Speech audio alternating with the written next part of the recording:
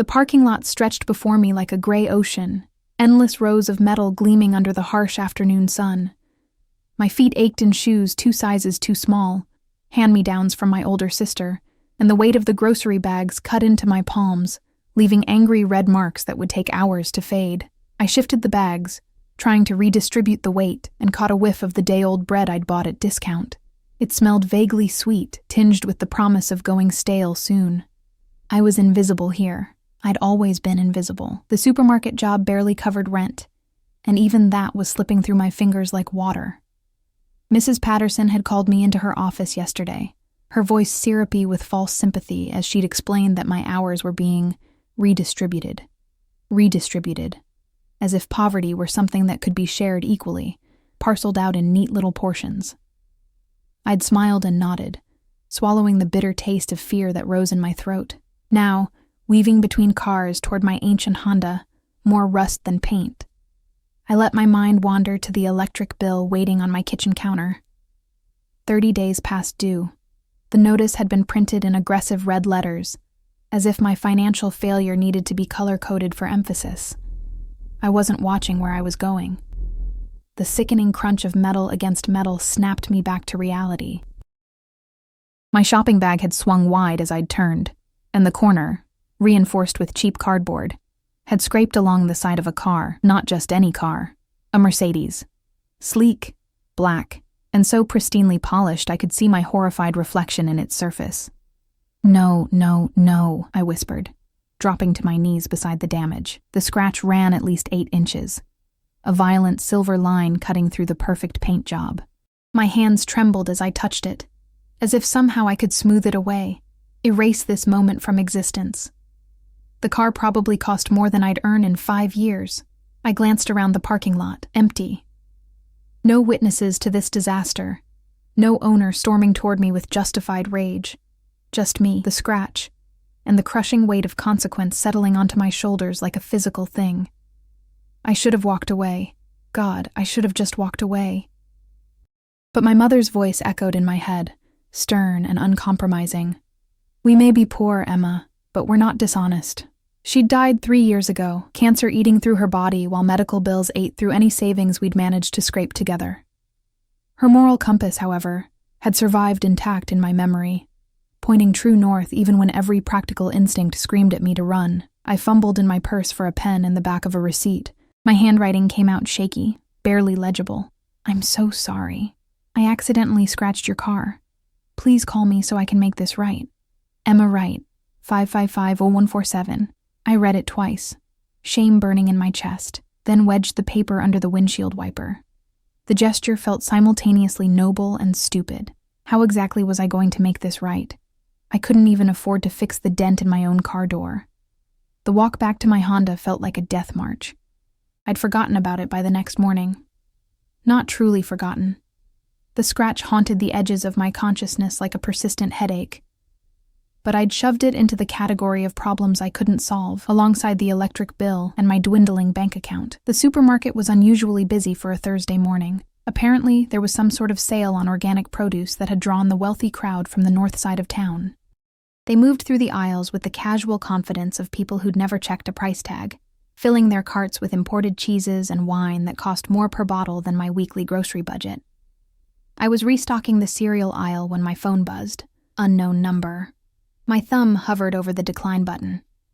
Telemarketers, probably, or worse, a collections agency. But something made me answer, pressing the phone to my ear with my shoulder while I continued shelving boxes of cornflakes. "Hello?" Silence. Not empty silence, but the kind that held weight. Someone was there, breathing, considering. "Emma Wright?" The voice was male, deep, and carried an accent I couldn't quite place. Eastern European, maybe. Each word was precisely articulated, as if English were a language he'd learned through careful study rather than natural acquisition. "Yes?" My heart began a slow, heavy drumbeat against my ribs. "You left a note on my car yesterday." The cereal box slipped from my fingers, hitting the floor with a hollow thud. Oh God, yes. I'm so sorry, I didn't mean..." The bag just swung out and I was babbling, words tumbling over each other in a desperate rush to explain, to apologize, to somehow make this fixable. "Where are you now?" He didn't sound angry. That was somehow worse. His tone was neutral, flat, giving away nothing. "I'm at work. Harris Supermarket on 5th Street, but after my shift I was already calculating. If I skipped lunch for a month, maybe 2. If I picked up extra hours, I'll be there in 20 minutes. Wait, you don't have to." The line went dead. I stood in the cereal aisle, phone still pressed to my ear, and felt the first tendrils of real fear curl around my spine. Something about that voice, about the absolute certainty in his words, suggested this was not a man accustomed to being contradicted.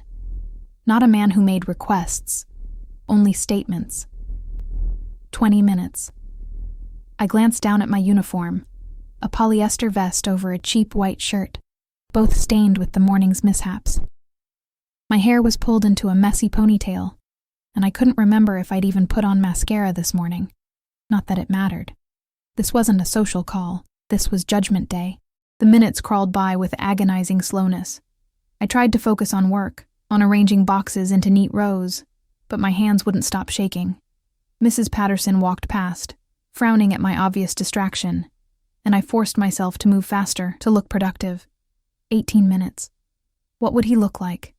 I'd constructed an image in my mind. Middle-aged, probably balding, the kind of self-important businessman who drove luxury cars to compensate for personal inadequacies. He'd yell, threaten to sue, demand payment I couldn't provide. Maybe he'd be reasonable. Maybe we could work out some sort of payment plan. Maybe. 23 minutes after the call, the automatic doors at the front of the store slid open. I was at the register by then, covering someone's break, and I had a perfect view of the entrance.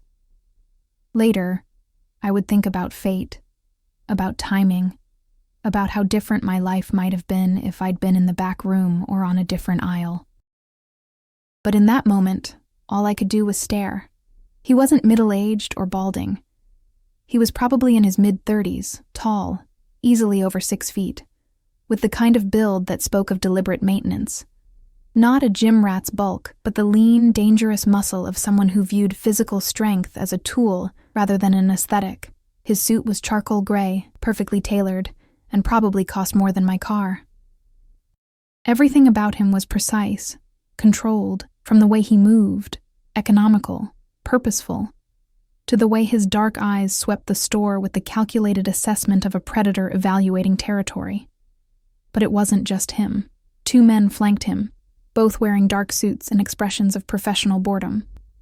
Security. The one on the left had a bulge under his jacket that made my stomach drop. The one on the right kept one hand near his hip, eyes constantly moving, cataloging exits and potential threats. They shouldn't have been intimidating in a suburban supermarket at 10 in the morning. They were.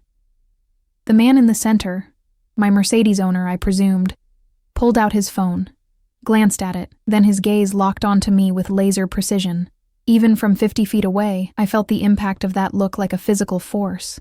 He walked toward me, and the crowd parted without seeming to notice they were doing it. Something about his presence, his bearing, made people instinctively move aside. The 2 security guards maintained their positions, flanking him at a distance that was protective without being obvious. Up close, he was even more striking. Sharp cheekbones, a jaw that could have been carved from granite, and those eyes, dark, almost black, and utterly unreadable. His cologne reached me first, expensive and subtle, with notes of cedar and something darker, more primal. It overwhelmed the store's usual scent of floor cleaner and refrigerated produce. Am I right? It wasn't a question. My mouth had gone completely dry. Yes. The word came out as barely a whisper. He studied me with the same thorough assessment he'd given the store, and I resisted the urge to fidget, to apologize again, to fill the silence with nervous chatter. His gaze moved from my face to my uniform to my hands, still slightly trembling, and something flickered in his expression. Not quite sympathy. Calculation, maybe.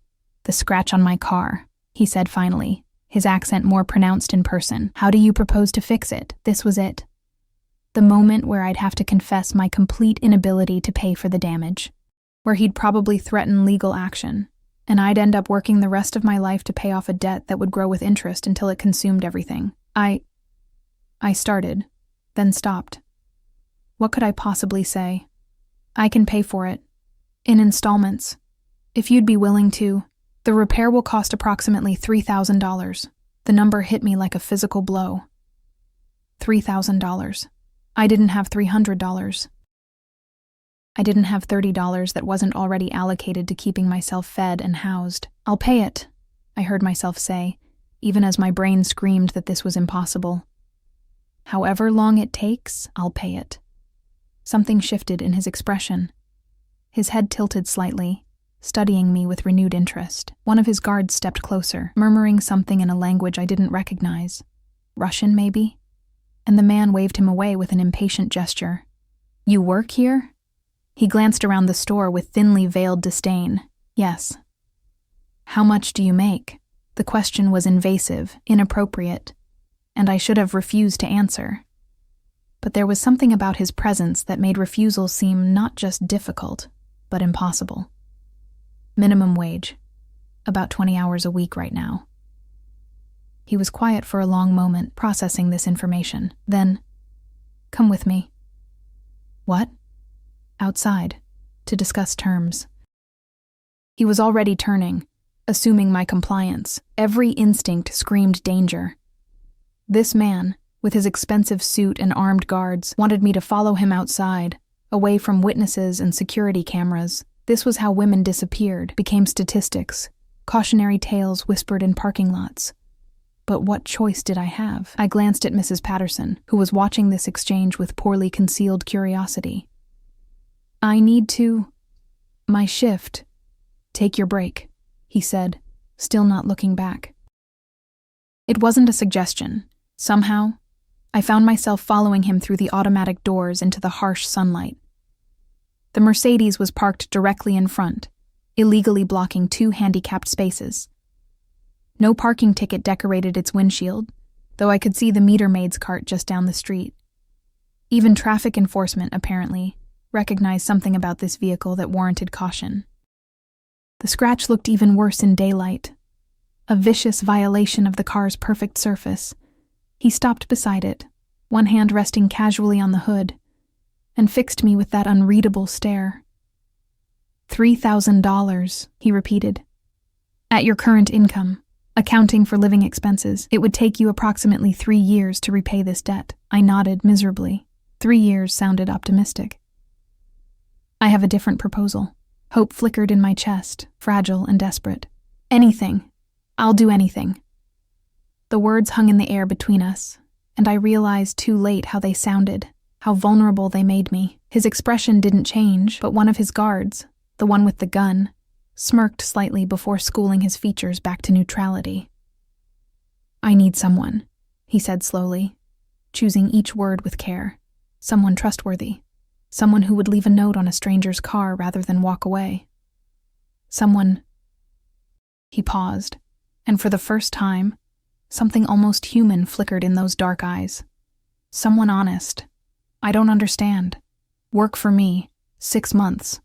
Your debt will be cleared, and you'll be paid enough to cover your current expenses plus a significant bonus. It sounded too good to be true.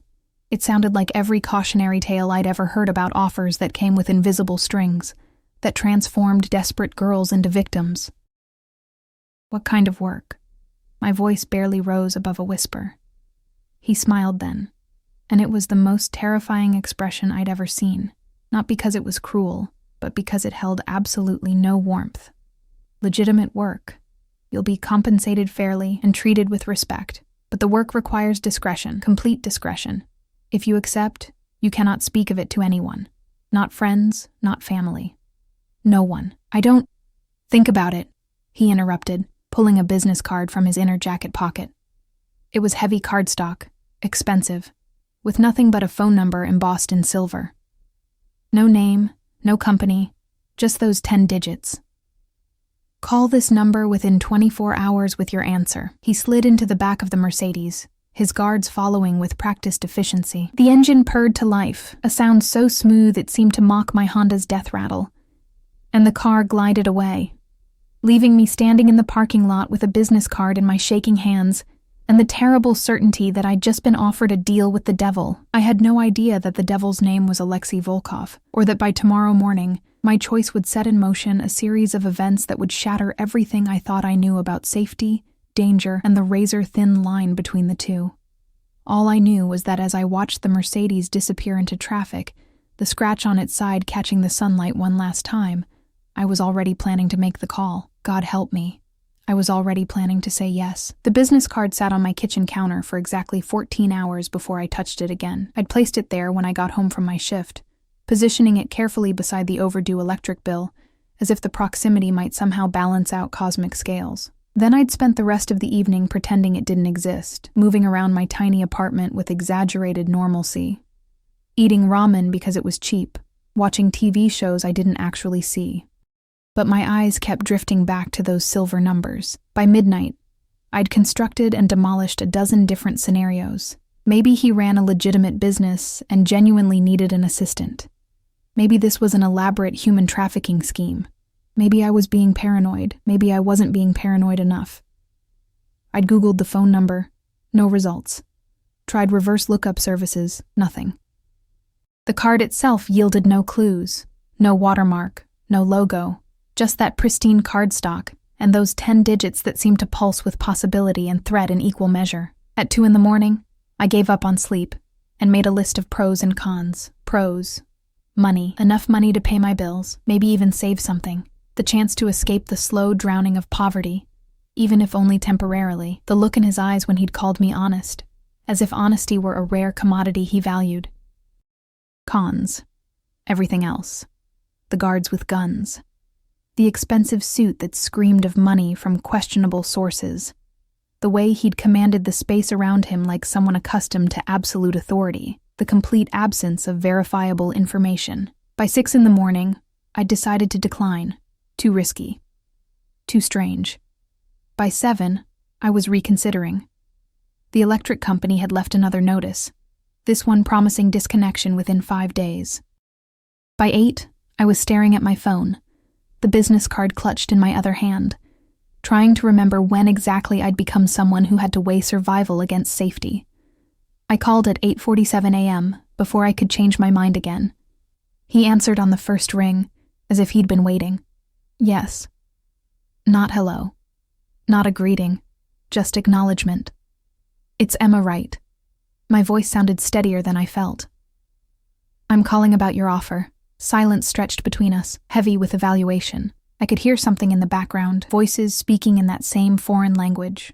Russian, maybe, and the distant sound of classical music. Tchaikovsky, if my limited cultural education served me correctly. Your answer? Still that careful, precise English, each word articulated like a legal contract. I have questions first. Of course. Was that approval in his tone? I couldn't tell. What exactly would I be doing? You said legitimate work, but that's not very specific. You would be managing certain domestic affairs, coordinating schedules, handling correspondence, ensuring smooth operation of daily logistics. He paused. Think of it as being a personal assistant, but one who values discretion above all else. It sounded reasonable. It sounded too reasonable. Why me? You could hire anyone, someone with experience, qualifications. I told you why. His voice dropped slightly, taking on an edge that made my skin prickle. I need someone honest, someone who leaves notes on cars instead of running. Such people are rare in my world. My world.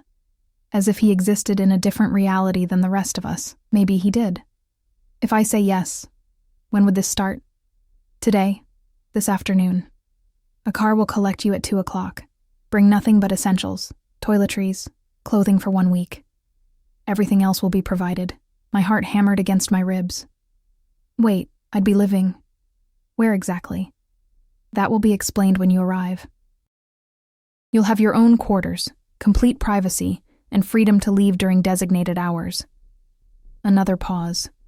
But while you're working, Emma, you belong to me. Your time, your attention, your loyalty. All of it belongs to me. Is that understood? The way he said my name, Emma, sent an involuntary shiver down my spine. It sounded like possession, like a claim being staked. I need to think. No. The word cracked through the phone like a whip. No more thinking. Yes or no. Right now. This was insane. This was every warning I'd ever received about stranger danger and too good to be true offers, and men who appeared out of nowhere with impossible solutions. Yes, I heard myself say. Yes, I'll do it. Good. Satisfaction colored his tone now, warm and dangerous. 2 o'clock. Be ready. The line went dead before I could respond, before I could ask any of the 1,000 follow-up questions crowding my throat. I stood in my kitchen, phone still pressed to my ear, and wondered if I'd just made the best or worst decision of my life. The car that arrived at 1:58 p.m. was not the Mercedes. It was a black SUV with tinted windows so dark they were probably illegal. And the man who emerged from the driver's seat was built like a wall, 6.5 feet of solid muscle packed into another one of those ubiquitous dark suits. He had a scar running from his left eyebrow to his jaw, and eyes that assessed me with professional detachment. "Miss Wright?" His accent was thicker than Alexi's, the consonants harder. "Yes. I am Victor. I'll be driving you." He reached for the single duffel bag I'd packed. Everything I owned worth taking fit into one bag, which said something depressing about my life, and loaded it into the back with surprising gentleness. The interior of the SUV smelled like leather and something else, something metallic that made my imagination conjure uncomfortable images. Victor held the door open, waiting with infinite patience as I hesitated on the curb. This was it. Last chance to run. I climbed in. The drive took 40 minutes, winding through the city and then out into the suburbs I'd only ever seen from bus windows. The houses grew larger, the lots more expansive, until we were passing estates hidden behind stone walls and iron gates. Old money neighborhoods where gardeners cost more than my annual salary. Victor didn't speak during the drive, and I didn't try to force conversation. Instead, I watched the world transform outside the window, watched my reality shift from cramped apartments and discount supermarkets to manicured lawns and imported cars. We turned onto a private road, actual private, with a guardhouse and a barrier that lifted automatically at our approach. The guard inside nodded at Victor with familiar respect. The house at the end of the drive wasn't a house. It was an estate, all stone and glass and architectural ambition, sprawling across what must have been at least 5 acres. Gardens surrounded it, precisely maintained, and I could see what looked like a pool house in the distance, larger than my entire apartment. "Mr. Volkov is expecting you," Victor said, speaking for the first time since we'd left. He pronounced the name with a reverence that bordered on religious. Volkov, the O sounds deep and round. Volkov, so that was his name. I rolled it around in my mind, testing the weight of it. The front door opened before we reached it, and a woman appeared. 50s, steel-gray hair pulled into an immaculate bun, wearing what I could only describe as a housekeeper's uniform, updated for the 21st century. Her expression was neutral, but her eyes were sharp, cataloging everything about me in 2 seconds flat. "Miss Wright, I'm Mrs. Chen. I manage the household staff." Her English was perfect, accentless. "Mr. Volkov is in a meeting, but asked me to show you to your quarters and explain your duties." Duties. Right, this was a job, not a kidnapping. I had to keep reminding myself of that. Mrs. Chen led me through the house, and I tried not to gape like a tourist. Marble floors, artwork that looked museum quality, furniture that probably had provenance documents and insurance policies. Everything was immaculate, elegant, and somehow cold, despite the obvious expense. "The main house has 32 rooms," Mrs. Chen explained as we climbed a curved staircase that belonged in a palace. "Mr. Volkov's private quarters are in the east wing. Staff quarters are in the west wing, including yours.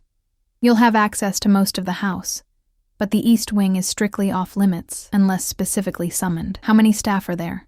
12 permanent, not counting security. Cook, housekeepers, maintenance, drivers. You'll meet them gradually." She stopped in front of a door on the 2nd floor. "These are your rooms. Rooms, plural." She opened the door onto a suite that was easily 3 times the size of my apartment. A bedroom with a 4-poster bed, a sitting area with a small sofa and desk, and through another door, a A bathroom done in cream marble with a tub deep enough to swim in. Your clothing is in the closet, Mrs. Chen continued, moving to open a walk-in closet I hadn't noticed. Inside hung at least a dozen outfits. Dresses, pants, blouses, all in my size, all looking expensive. Mr. Volkov had them sent over this morning. If anything doesn't fit properly, let me know, and we'll have alterations done. I stared at the clothes, at this room, at this entire impossible situation. How did he know my size? Mrs. Chen's expression didn't change. Mr. Volkov is very thorough. That should have been reassuring. It wasn't.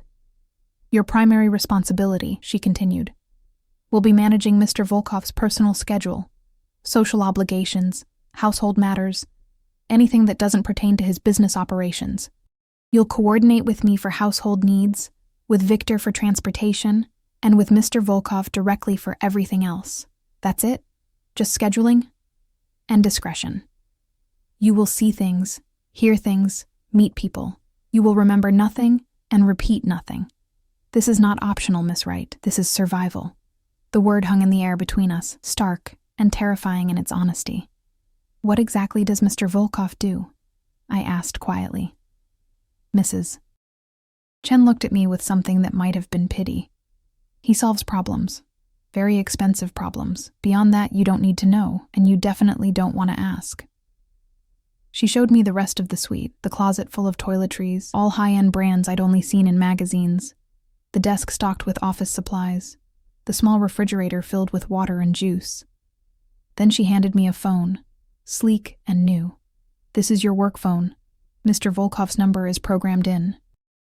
Answer when he calls, immediately, no matter the time. Understood? I nodded, numbness starting to set in. He'll want to see you at 6 o'clock. Dress appropriately. One of the dresses in the closet. I'll come collect you at 5:45. She moved toward the door, then paused. Miss Wright? A word of advice. Yes? Mr. Volkov values honesty above all else, but he also values loyalty. Learn the difference between the two quickly, and you'll do well here. Confuse them, and... She didn't finish the sentence. She didn't need to. The door closed behind her with a soft click, and I was alone in my golden cage. I sat on the edge of the bed, so soft it felt like sitting on a cloud, and tried to process what I'd agreed to. This wasn't a job. This was indenture. Servitude dressed up in expensive sheets and designer clothes. I was trapped here by debt, by desperation, by my own stupid insistence on being honest. The view from the window showed the gardens, the pool, the high stone walls that surrounded the property. Beautiful, isolated, safe or imprisoned, depending on your perspective. I had 5 hours until I faced Alexei Volkov again. 5 hours to decide if I was going to play along with this charade or demand to be taken home. But even as I considered it, I knew the truth. I had nowhere else to go. No money, no prospects, no options. He'd known that when he made his offer. Had probably calculated it with the same precision he applied to everything else. I was here because I had to be, and something told me that leaving wouldn't be as simple as calling Victor and asking for a ride back to my apartment. At 5:45 exactly, Mrs. Chen knocked. I'd chosen a dress from the closet, navy blue, simple but elegant, hitting just below my knees. It fit perfectly, of course. Everything here was perfect. That was part of the problem. She led me back through the house, this time to the ground floor, through hallways I hadn't seen before. We stopped in front of a set of double doors, dark wood carved with intricate patterns. Mr. Volkov's study, Mrs. Chen said. Remember what I told you? She knocked twice, then opened the door without waiting for a response. The room beyond was all dark wood and leather, books lining the walls from floor to ceiling. A massive desk dominated the space, and behind it sat Alexei Volkov, phone pressed to his ear, speaking rapid-fire Russian. He glanced up as we entered, held up one finger, wait, and continued his conversation. I stood in the doorway, uncertain, while Mrs. Chen retreated, closing the doors behind her. Alexei finished his call, set the phone down with careful precision, and finally looked at me properly. His gaze moved from my face to the dress to my hands, clasped nervously in front of me, and something flickered in his expression. You came, he said, as if there had been any doubt. I said I would. People say many things. Few follow through. He stood, moving around the desk with that predatory grace I remembered from the supermarket. The dress suits you. Thank you. The words felt inadequate, childish. He stopped a few feet away, close enough that I could smell his cologne again, cedar and darkness, but not close enough to touch. Are you afraid of me, Emma? The question caught me off guard. Honesty, Mrs. Chen had said. He valued honesty. Yes, I admitted. Good. He smiled. And it was that same terrifying expression from before, beautiful and utterly without warmth. Fear means you're paying attention. Fear keeps you safe. He moved to a side table where crystal decanters sat, amber liquid catching the light. Drink? No, thank you. He poured himself 2 fingers of what looked like whiskey, neat. Your predecessor lasted 3 weeks before she tried to steal from me. My blood went cold. What happened to her? She returned what she took and left. Alive, unharmed, but significantly poorer. He took a sip, watching me over the rim of the glass. I'm not a monster, Emma, but I am not a fool either. People who work for me are compensated generously. In return, I expect absolute loyalty. I understand. Do you? He set the glass down, moved closer. I don't think you understand yet. Not really. You see the house, the money, the obvious power. But you don't yet see what that power means. What it costs. What it demands. He was close now. Close enough that I had to tilt my head back to maintain eye contact. Close enough that I could see the flecks of gold in his dark eyes. Could count the faint lines at the corners that spoke of stress or age or violence witnessed. I'm going to tell you something, he said quietly, and then we're never going to discuss it again. Are you listening? I nodded, not trusting my voice. I am not a good man. The things I do, the business I conduct, the problems I solve, none of it would meet with your approval if you knew the details. But I operate by a code, Emma. I protect what's mine. I honor my agreements, and I never, ever lie. His hand came up, and I flinched involuntarily. He paused, something dark crossing his features, then very slowly, very carefully, brushed a strand of hair behind my ear. The touch was gentle, almost tender, and somehow that made it more terrifying than any threat. You're mine now, he whispered. For 6 months, you belong to me. Your safety is my responsibility. Your well-being is my concern. But in return, your loyalty is absolute. Can you do that? I should have said no. Should have demanded to leave, to escape, to get as far from this man and his beautiful prison as possible. Yes, I breathed. His smile this time held something new. Satisfaction, possession, and underneath it all, a hunger that made my stomach drop and my pulse quicken in equal measure. Then let's begin. The first week passed in a blur of careful choreography and unspoken rules. I learned the rhythm of the house, how Mrs. Chen appeared at precisely 7 each morning with coffee and a detailed schedule, how Victor drove Alexei to various locations throughout the city, returning at unpredictable hours, how the other staff moved through the rooms like ghosts, efficient and silent, their eyes carefully averted whenever Alexei was present. I learned which doors were locked, always the east wing, always Alexei's private quarters, and which rooms I was expected to manage. The formal dining room that seated 20 but was never used. The library with its thousands of books in multiple languages. The sitting room where Alexei occasionally entertained guests. Men in expensive suits who spoke in low voices and left with sealed envelopes. I learned not to ask questions. But mostly I learned about Alexei himself. He rose at 5:30 each morning, already dressed in immaculate suits by the time I saw him at breakfast. He drank his coffee black, read 3 newspapers simultaneously, 2 in Russian, 1 in English, and took exactly 6 phone calls before 8 a.m. His schedule was a puzzle of meetings that Mrs. Chen called appointments, with a meaningful emphasis, lunches that lasted hours, and evening obligations that required my coordination but never my presence, except when they did. Tonight, he said on Thursday morning, not looking up from the financial section, you'll accompany me to dinner. I paused in the act of reviewing his calendar. I will? Yes. 8 o'clock. Victor will bring you something appropriate to wear.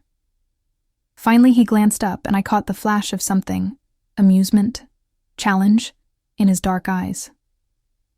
Have you eaten at Rousseau before? Rousseau? The restaurant that required reservations 6 months in advance and had a dress code so strict they'd once turned away a senator's wife for wearing the wrong shoes. I'd seen it featured in magazines, always photographed in that soft focus way that made everything look like a dream. No, I admitted, you'll enjoy it. He returned to his newspaper, dismissing me.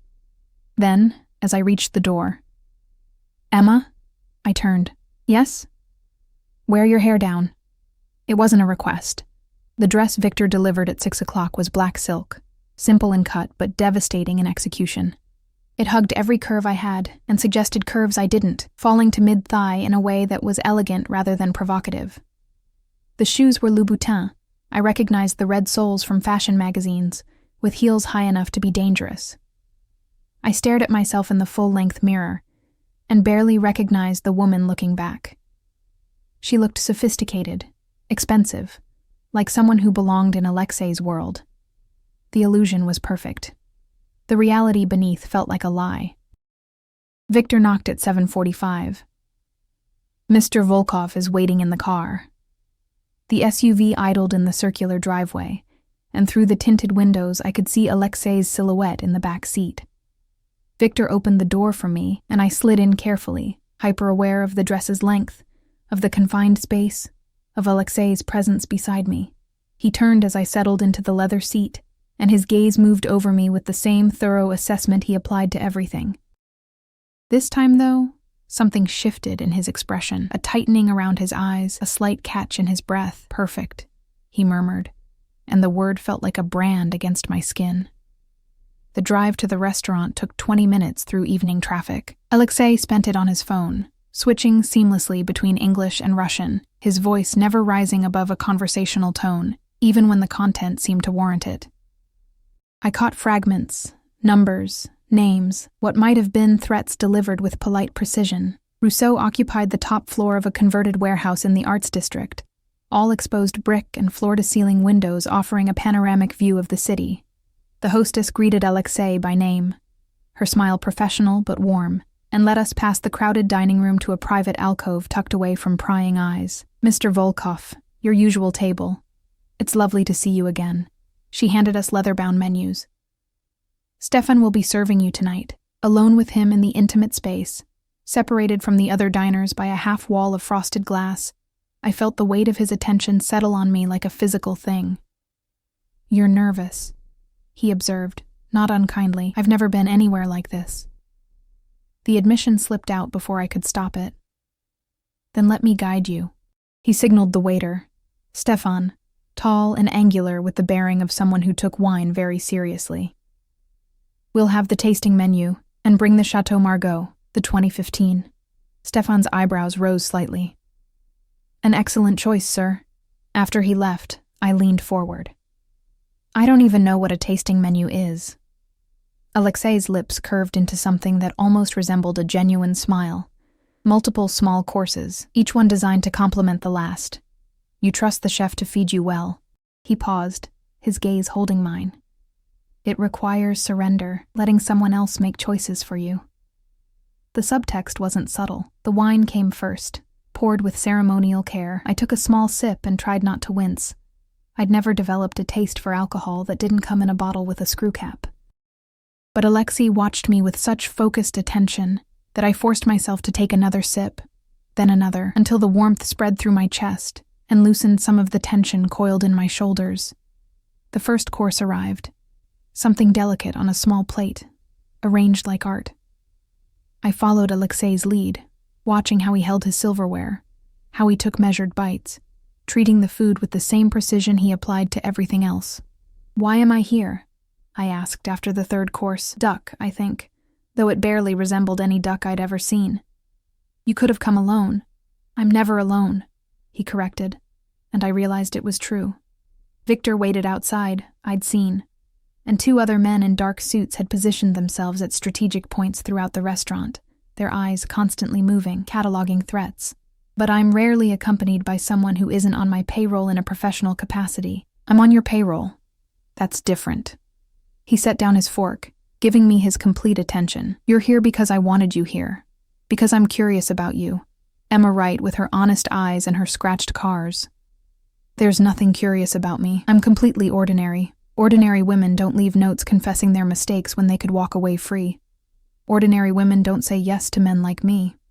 He leaned back, the leather booth creaking softly. "Tell me about your family." The question caught me off guard. "Why?" "Because I ask."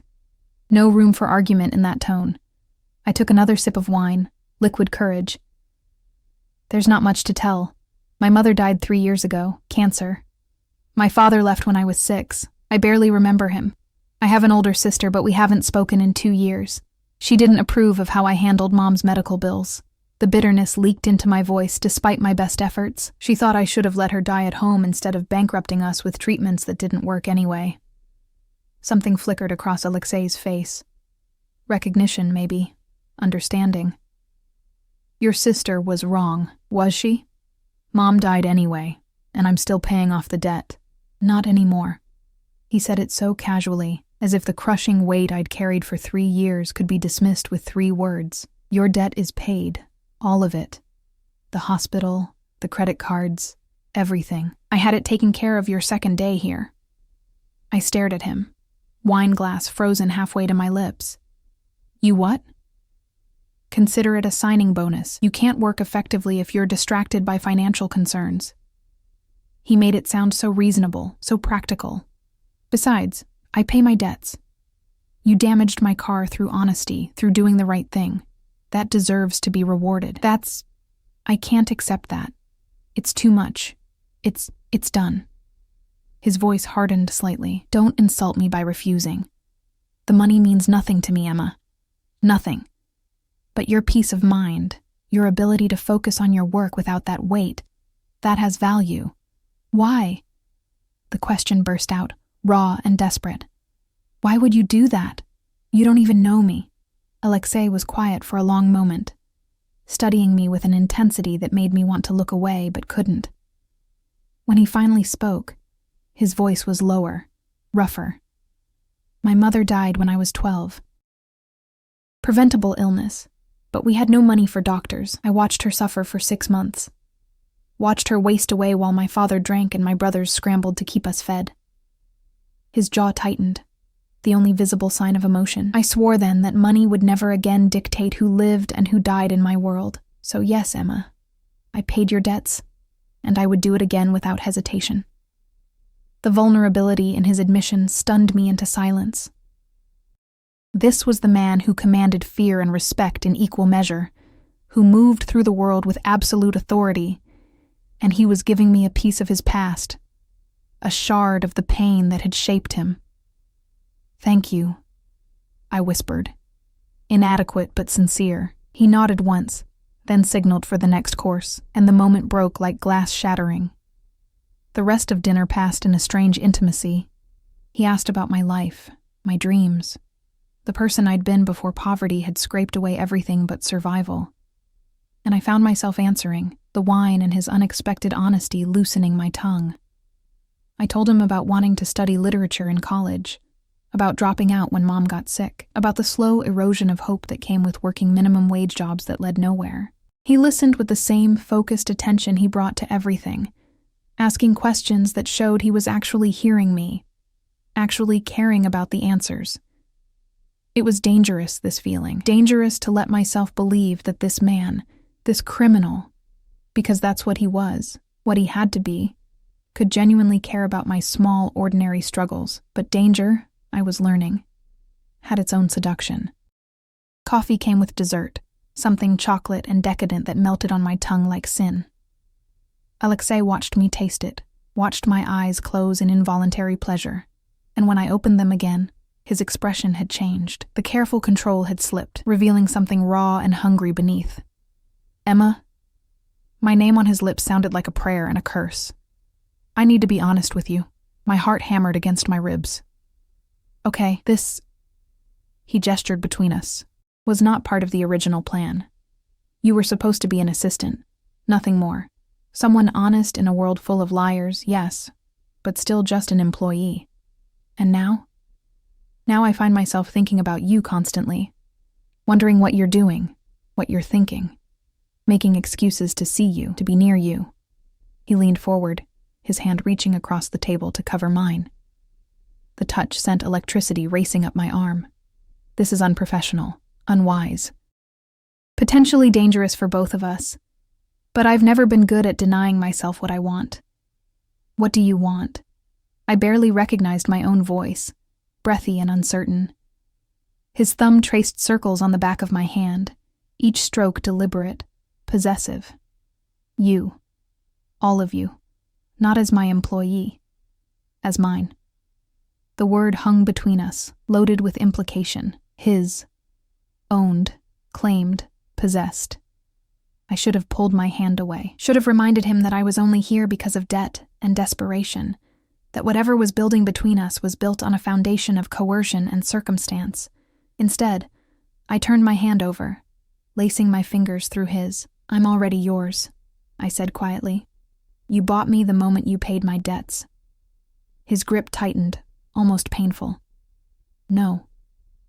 I want you to choose this. Choose me. Not because you owe me, but because you want. He stopped, seemed to struggle with words for the first time since I'd met him. I want you to want this, and if I do? The admission terrified me even as I spoke it. If I do want this, want you, what then? What happens when 6 months are over? Then we'll renegotiate. His smile was sharp, predatory. I'm very good at negotiations, Emma. And I never let go of what's mine. There it was again. Mine. The word should have felt like chains. Instead, it felt like safety, like shelter, like someone finally caring enough to claim me when I'd been invisible for so long. I was falling. Had been falling since the moment he'd walked into that supermarket, all controlled power and dangerous interest. The real question wasn't whether I'd fall. It was whether he'd catch me or let me shatter against the ground. Victor appeared at Alexei's subtle signal, and we rose to leave. But as Alexei helped me into my coat, his hands lingered on my shoulders, his breath warm against my ear. Stay with me tonight, he murmured. Not as my employee, as my guest. My choice. Every rational thought screamed warning. This was too fast, too intense, too dangerous. He was dangerous. A man who solved expensive problems with methods I didn't want to imagine, who commanded loyalty through fear and money, who existed in a world where violence was just another business tool. But his hands on my shoulders felt like an anchor, and I was so tired of drowning alone. Yes, I whispered. His sharp intake of breath was my only warning before he spun me around, his lips crashing against mine with barely restrained hunger. The kiss was possession and promise, claiming and question, everything I'd imagined and nothing I'd prepared for. His hand cupped the back of my neck, holding me in place as his mouth moved against mine with devastating precision, and I melted into him. Surrender and desire tangled until I couldn't tell where one ended and the other began. When he finally pulled back, his eyes were black with want, his careful control fractured into something raw and real. Come, he commanded, taking my hand. And I followed him into the darkness, knowing I was making a choice that would change everything. Knowing I might regret this tomorrow or next week or in 6 months when whatever this was inevitably ended. But tonight, I wanted to be chosen, wanted to be someone's mine, even if that someone was Alexei Volkov, with his dangerous eyes and his blood-stained money and his promise of protection that felt like both salvation and damnation wrapped in expensive silk. Tonight, I wanted to fall. Tomorrow, I'd worry about the landing. The east wing of Alexei's estate had always been forbidden territory, locked doors and whispered warnings about respecting his privacy. Now, following him through those doors felt like crossing into another world entirely, one where the rules I'd learned no longer applied. His private quarters were nothing like the rest of the house. Where the public spaces were cold elegance and formal displays of wealth, these rooms were warm, lived in, personal, dark wood furniture, walls lined with books in multiple languages, a fireplace that actually looked used, photographs in silver frames, a woman who must have been his mother, her smile sad and beautiful, 3 boys who shared Alexei's dark eyes, an older man with hard features and harder eyes. My family. he said, catching me looking. All dead now. My mother from illness, my brothers from the life we chose, my father from his own stupidity. No emotion in his voice, just facts stated plainly. I'm the last Volkov, the survivor. The loneliness in those words cut deeper than any display of grief could have. He poured us both vodka from a crystal decanter, the good kind, he explained, from his homeland, and we stood by the window overlooking the gardens. The night had turned the manicured lawns into pools of shadow, broken only by strategic lighting that made everything look theatrical. Staged. Do you ever regret it? I asked, emboldened by wine and vodka and the strange intimacy of this moment. The life you chose? Every day. He took a long drink. And not at all. Regret is pointless, Emma. I did what I had to do to survive, to build something, to become someone who couldn't be ignored or dismissed or stepped on. The cost was high. But the alternative was death, slow death from poverty or fast death from weakness. He turned to look at me, and in the dim light his features were softer, more human. You understand that, I think. You've made your own choices to survive. Leaving a note on a car isn't quite the same as... I stopped, unsure how to finish that sentence. As becoming a criminal? He smiled without humor. No, probably not. But the impulse is the same. We do what we must with what we have. You had honesty. I had violence. We both used our tools to build something from nothing. He set down his glass and moved closer, until I could feel the heat radiating from his body, could smell that cedar cologne mixed with vodka, and something darker, more primal. I'm going to kiss you again, he said, giving me time to refuse, to step back, to reclaim the professional distance that had protected us both. And then, I'm going to take you to my bed, and if at any point you want to stop, you say so, and Victor will drive you back to your quarters. No consequences, no judgment. Do you understand? My mouth had gone dry. Yes. Then say it. Say you want this. I want this. The words came out stronger than I felt. I want you. This kiss was different from the restaurant. Slower, deeper, a deliberate claiming rather than an explosion of need. His hands moved to my waist, pulling me against him, and I went willingly, my fingers tangling in his hair, as he walked me backward toward the bedroom. The room beyond was all dark colors and masculine simplicity. A massive bed dominating the space. More books stacked on nightstands. Another fireplace casting flickering shadows across the walls. He laid me down on sheets that felt like liquid silk, and I watched as he shrugged off his jacket, loosened his tie. Each movement precise and controlled, even now. You're beautiful, he murmured, his hand tracing the line of my jaw, down my neck, along my collarbone. So fucking beautiful, it makes me want to lock you away where no one else can see you. The possessiveness should have scared me. Instead, it sent heat pooling low in my belly. That sounds like a very expensive prison, I managed. His laugh was low, rough. The most expensive, golden bars and silk chains. His lips followed the path his hand had traced, pressing kisses to my skin that felt like brands. Would you let me keep you, Emma, if I asked? You're not asking. You're taking. No. He pulled back, his eyes boring into mine with fierce intensity. I take many things. Money, power, respect. But not this. Not you. This you have to give. And there it was. The choice he'd promised me at the restaurant. The chance to walk away, to preserve whatever dignity I had left, to refuse to be another possession in his collection of expensive things. I reached up and pulled him down to me, my answer written in the way I opened for him. Surrendered to him. Let him consume me with kisses and touches that mapped every inch of exposed skin.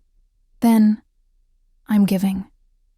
I whispered against his mouth. I'm giving you everything. What followed was tender and rough in equal measure.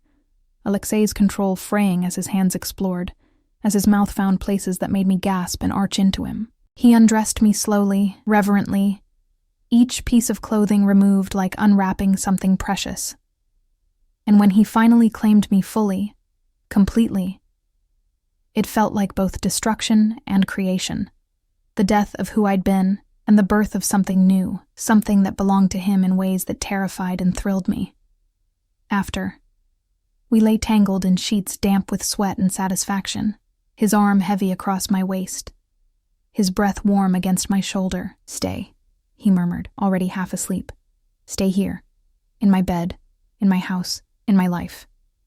I already agreed to 6 months. Fuck 6 months. His arm tightened around me. Stay forever. Forever. The word hung in the air between us, impossible and perfect in equal measure. I didn't answer. I just pressed closer to his warmth and let myself drift, pretending for a moment that forever was something people like us could actually have. I woke to shouting. The bedside clock read 3:47 a.m., and Alexei's side of the bed was empty, the sheets already cold. I sat up, disoriented, trying to place the voices coming from somewhere below. Angry, rapid-fire Russian, punctuated by the occasional English curse. I should have stayed in bed, should have pulled the sheets over my head and pretended I heard nothing, remembered nothing, understood nothing. That was survival in Alexei's world. Instead, I pulled on his discarded shirt. It fell to mid-thigh, smelling of cedar and him, and crept to the door. The hallway was dark except for light spilling from the staircase. I moved toward it on bare feet, keeping to the shadows, driven by curiosity that would probably get me killed one day. The voices were clearer now, coming from what I recognized as Alexei's study. 3 distinct speakers, all male, all angry.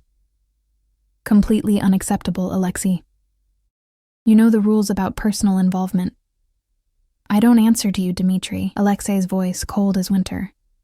I don't answer to anyone. You answer to the Bratva, a different voice, older, harder. You always have. Your brothers understood that. Your father understood. My father was a drunk who died choking on his own vomit.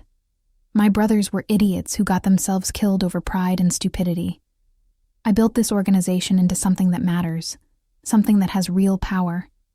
And I did it by knowing when to follow rules and when to break them. And the girl? Dmitri again. That's you breaking rules? The silence that followed made my blood run cold. The girl, Alexei said slowly, each word carved from ice, is not your concern. She's a liability, a witness, a potential problem that could compromise everything we've built. She's mine. The words cracked through the study like a gunshot. And if anyone touches her, threatens her, or even looks at her wrong, I will personally ensure they spend their last hours begging for death. Are we clear? More silence. Then footsteps, heavy and angry. I scrambled back toward the bedroom, but I wasn't fast enough. The study door flew open, and 2 men emerged, both older than Alexei, both wearing expensive suits that didn't quite hide the bulk of weapons underneath. They stopped when they saw me, taking in Alexei's shirt, my bare legs, my obvious presence in the East Wing where no staff member should ever be. Dmitri, I assumed it was him, smiled, but there was no warmth in it. So this is the honest girl, the one who leaves notes on cars. I couldn't speak, couldn't move. Fear had turned my legs to stone. Get out. Alexei's voice came from behind them, and when they turned, I saw his face. Cold fury barely contained, every line of his body radiating deadly intent. Both of you, now, before I forget we're supposed to be on the same side. They left, but not before Dmitri threw one last look at me. Assessment and threat wrapped together. The front door slammed hard enough to rattle the windows. Alexei stood in the hallway, fists clenched at his sides, breathing hard. When he finally looked at me, some of the fury drained away, replaced by something that might have been concern.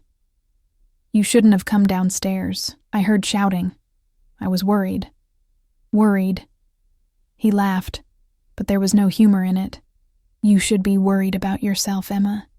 You should be fucking terrified. Do you understand what you've gotten yourself into? No, I admitted, but I'm starting to get an idea. He moved toward me, and I forced myself not to flinch. His hands came up to cup my face, thumb brushing across my cheekbone with unexpected gentleness. I told you I'm not a good man, but I need you to understand, truly understand, what that means. The people you just saw, they're part of the Bratva, the Russian organization I work for, work with, lead in this territory, and they're right to be concerned about you. Why? Because you make me weak. The admission seemed to pain him. Because for the first time in 15 years, I give a fuck about something other than power and money and respect. Because I would burn this entire organization to ash before I let anyone hurt you. And that makes me vulnerable, predictable. I didn't ask you to care about me. No, you didn't. His smile was bitter. You just left an honest note on a car and destroyed every fucking wall I'd built. You just existed, all vulnerable and brave and real in a world full of liars and killers. And now, I can't let you go. Then don't. I covered his hands with mine. I'm here. I'm choosing to stay. Whatever that means, whatever comes, I'm choosing you. You don't know what you're choosing. Then show me. I held his gaze, refusing to look away. Show me your world, all of it. The good, the bad, the parts that will probably give me nightmares. I'd rather know than be protected by ignorance. He studied me for a long moment, searching for something. Fear, maybe, or second thoughts. Whatever he saw must have satisfied him, because he nodded once, sharp and decisive. Okay, tomorrow I'll show you who I really am, what I really do. And after that, you can decide if you still want to stay. I'll stay, I said with more confidence than I felt. We'll see. He pulled me back toward the bedroom, and we climbed into bed, but this time there was no passion, no heat. Just him holding me like I might disappear. His face buried in my hair, his breathing gradually slowing. Alexei, I whispered into the darkness, what did they mean about your brothers? About them being idiots? His arms tightened around me. They challenged the wrong people, made threats they couldn't back up, thought the family name would protect them. A pause. It didn't. Family means nothing in this world without the power to defend it. I learned that lesson. They didn't. And your father? Drank himself to death after my mother died. Couldn't handle the guilt of killing her with his negligence. His voice was flat, emotionless. I was 16. Dmitri and the others took me in, taught me the business, shaped me into what I am now.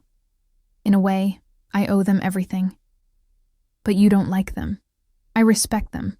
I honor my obligations to them, but like? He laughed quietly. No, Emma. I don't like anyone except... He didn't finish the sentence, but his meaning was clear. We lay in silence after that, both pretending to sleep, both knowing the other was awake. Outside, the first hints of dawn began to lighten the sky. Soon, the house would wake, the staff would begin their routines, and the careful illusion of normalcy would resume, but nothing was normal anymore. I'd crossed into Alexei's world, and there was no going back. Tomorrow, he'd show me the darkness he lived in, and I'd have to decide if I could survive there, or if some prices were too high, even for someone as desperate as I'd been. His breathing finally evened out, deep and regular, and I let myself relax into his warmth. Whatever tomorrow brought, whatever horrors or truths he revealed, tonight I was safe in his arms. Tonight, I was his. And maybe, just maybe, he was mine too. Morning came too quickly, pale sunlight filtering through curtains I didn't remember closing.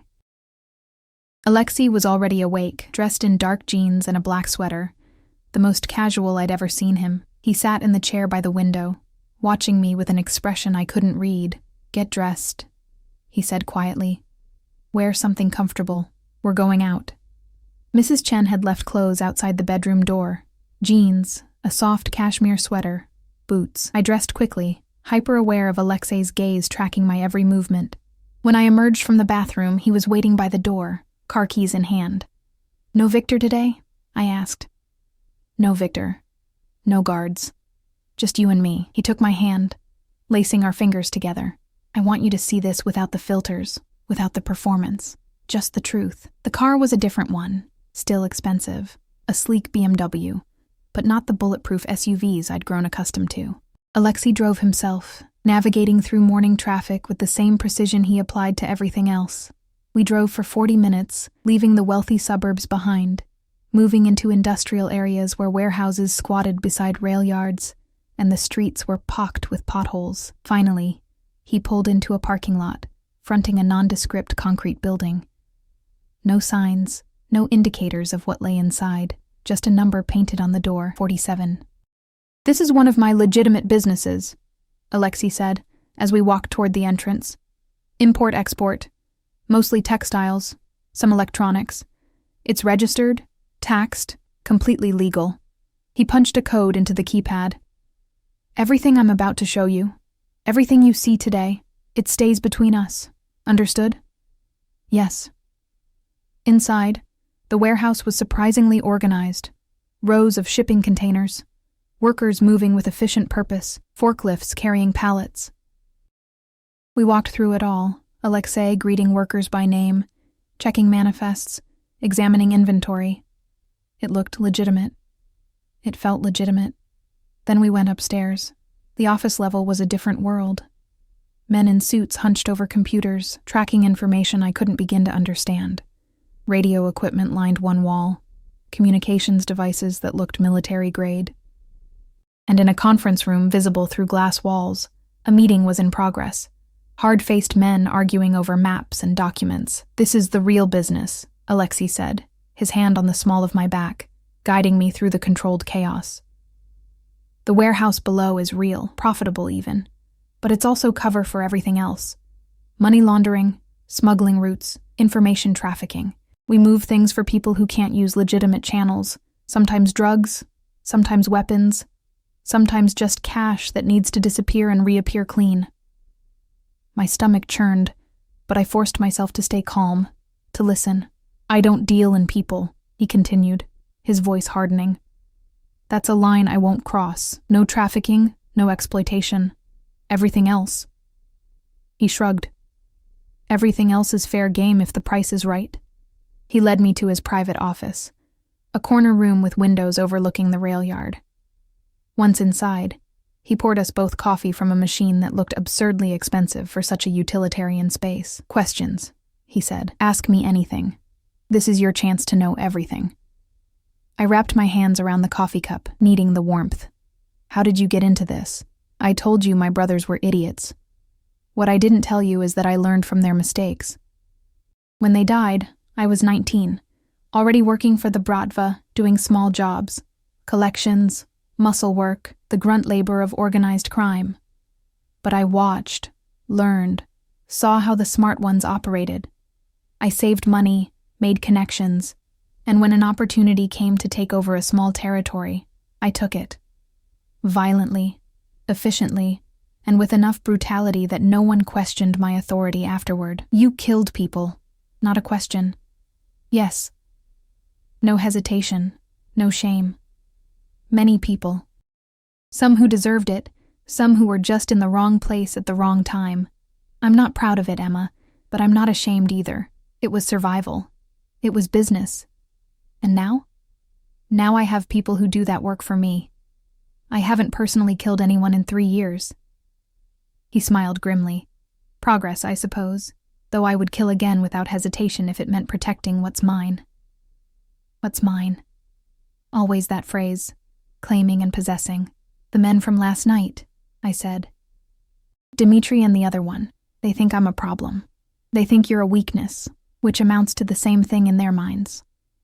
Alexei moved to the window, looking out over his empire, and they're right. You are my weakness, Emma. You make me care about things other than power and survival. You make me want things I have no right to want. Normalcy, peace, maybe even something that looks like happiness. Is that so terrible? In my world? Yes. He turned to face me. Because the moment someone realizes what you mean to me, you become a target. Every enemy I've made, every rival who wants my territory, every ambitious lieutenant who thinks they can take my place, they'll all see you as the easiest way to hurt me. The fear that had been simmering since last night crystallized into something sharp and real. So what do? We have 2 choices. He crossed to me, taking my hands in his. 1. I let you go. Victor drives you back to your apartment. I give you enough money to start over somewhere else, and we never see each other again. You'll be safe, because you'll be nothing to me. Just another employee who finished her contract. My chest tightened painfully. And the other choice? You stay. You become officially mine, not as an employee, not as temporary arrangement, but as my partner. My woman. Under my protection permanently. His grip tightened. but that means accepting everything that comes with it.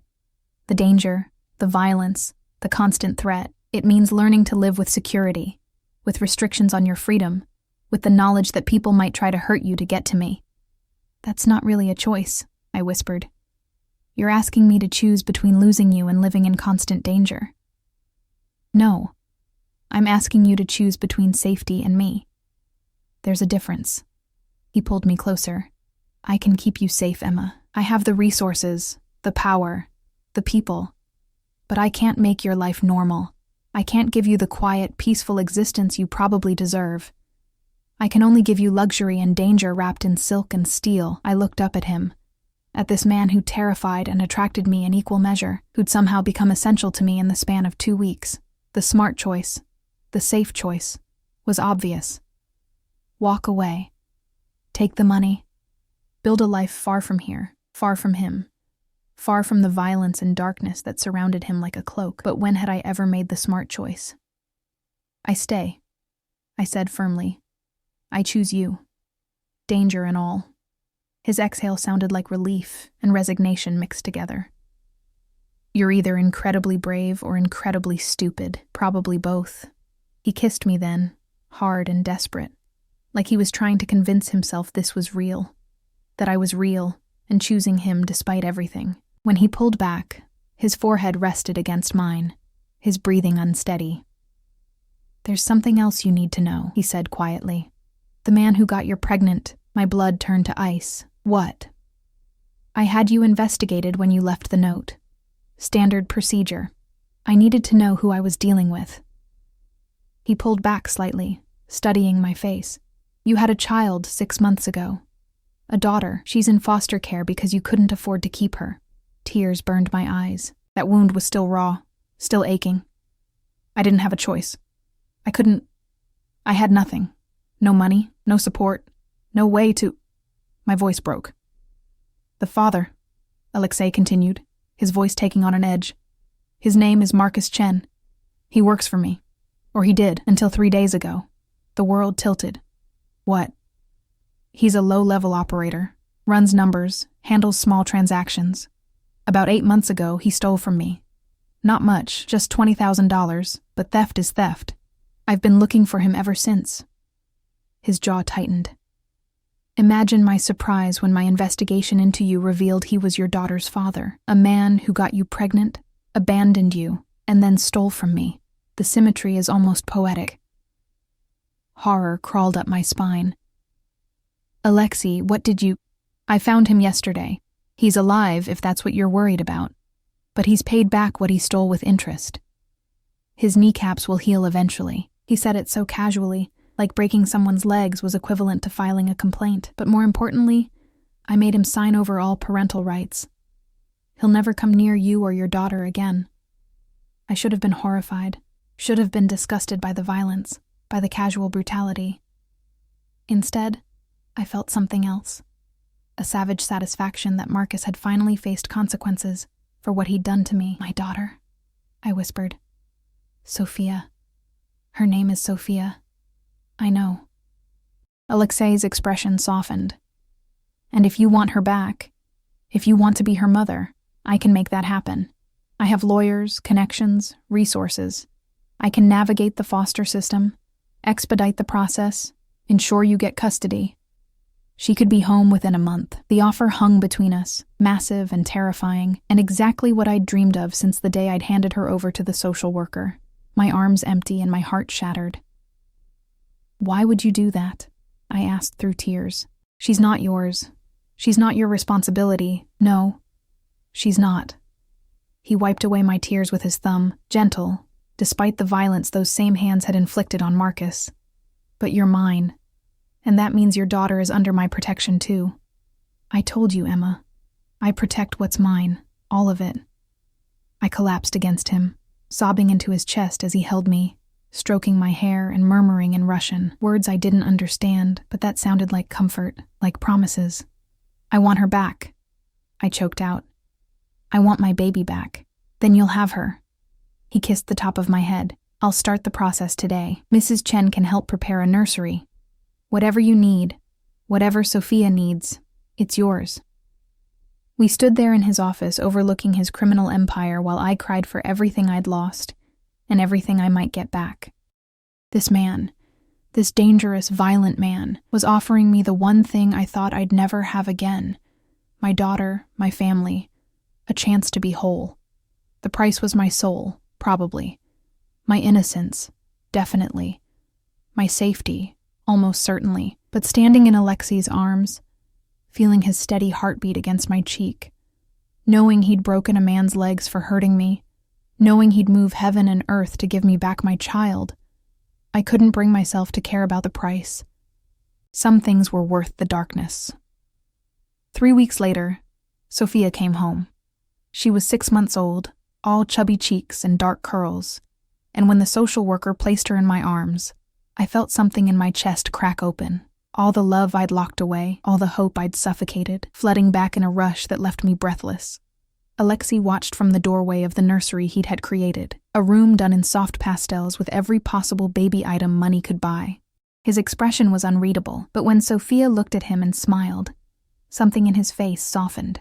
"She likes you," I said, settling into the rocking chair with my daughter. Children are good judges of character, or terrible ones, depending on your perspective. He moved closer, one finger reaching out to touch Sophia's tiny hand. She grasped it immediately, holding on with surprising strength. "She has your eyes. And her father's hair." I still couldn't think of Marcus without anger, but it was distant now, dulled by satisfaction that he'd paid for what he'd done. "She's beautiful." Alexei crouched beside the chair, his attention split between me and Sophia. "You're both beautiful. My girls. My girls."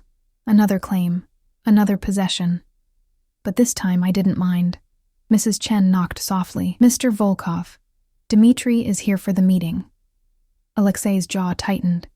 "Tell him I'll be down in 5 minutes." After she left, he turned back to me. "I need to handle business. Will you be all right?" "We'll be fine." I smiled, more genuinely than I had in months. "Go. Do what you need to do."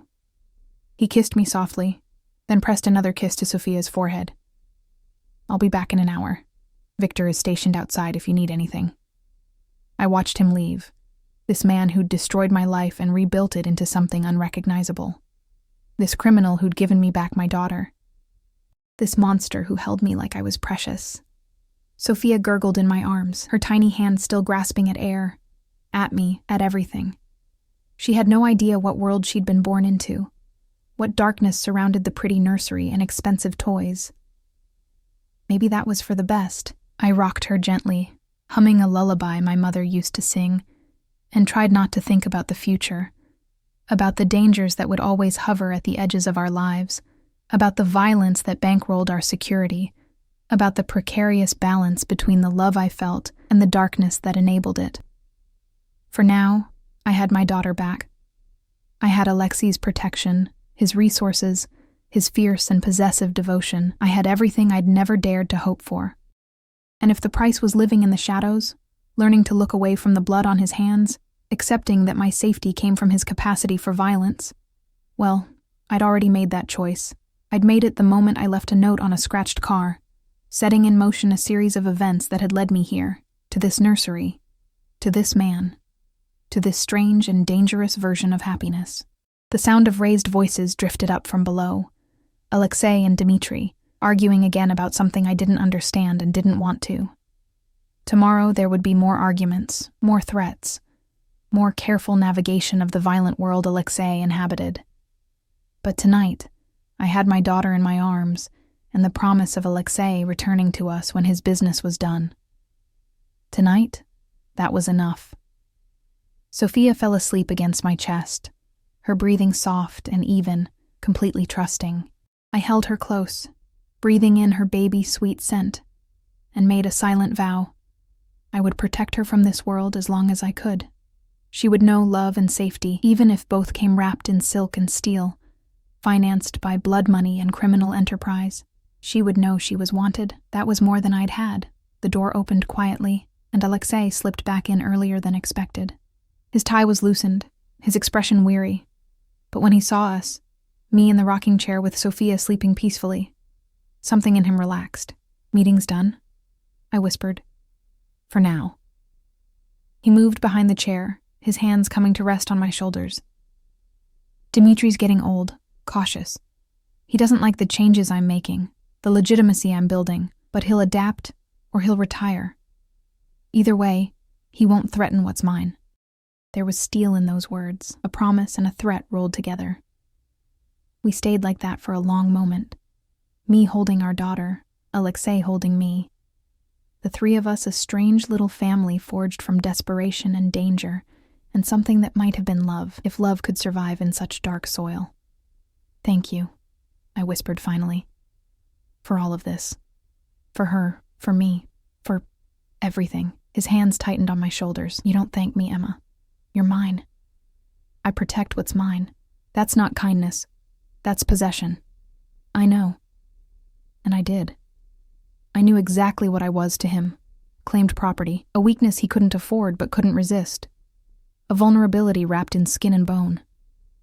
I'm okay with that. Are you? He came around to kneel in front of the chair, looking up at me with those dark, unreadable eyes. Are you truly okay with belonging to a monster? I looked at him. This man who'd paid my debts, broken my ex's legs, moved criminal empires to give me back my child. This man who held me like I was precious and killed without hesitation. This man who was darkness and safety, wrapped together so tightly I couldn't separate one from the other anymore. You're my monster, I said simply. That makes all the difference. He smiled then, real and warm and devastatingly beautiful. Then we're keeping each other. Yes, I agreed, we're keeping each other. Sophia stirred in my arms, making a small sound of protest before settling back into sleep. Alexei reached out to stroke her cheek with unexpected tenderness, and I saw our future laid out in that gesture, complicated and dangerous and strange, but ours. We would make it work. Somehow, impossibly, we would make this work. Because I'd left a note on a scratched car, and in doing so, I'd scratched the surface of Alexei Volkov's carefully controlled world, and now we were bound together by choice and circumstance, by danger and devotion, by all the messy, complicated threads that tied people together when they decided to fall, despite every reason not to. It wasn't the life I'd imagined. It wasn't the fairy tale I'd dreamed of as a girl. But standing in a nursery bought with blood money, holding a daughter reclaimed through violence, loved by a man who promised possession instead of partnership, I found I didn't care. This was my life now. Our life, and I wouldn't trade it for anything. Outside, the sun set over Alexei's estate, painting the gardens in gold and shadow. Tomorrow would bring new challenges, new threats, new careful negotiations of the dangerous world we inhabited. But tonight, we were safe. We were together. We were whole, and in the end, that was all that mattered.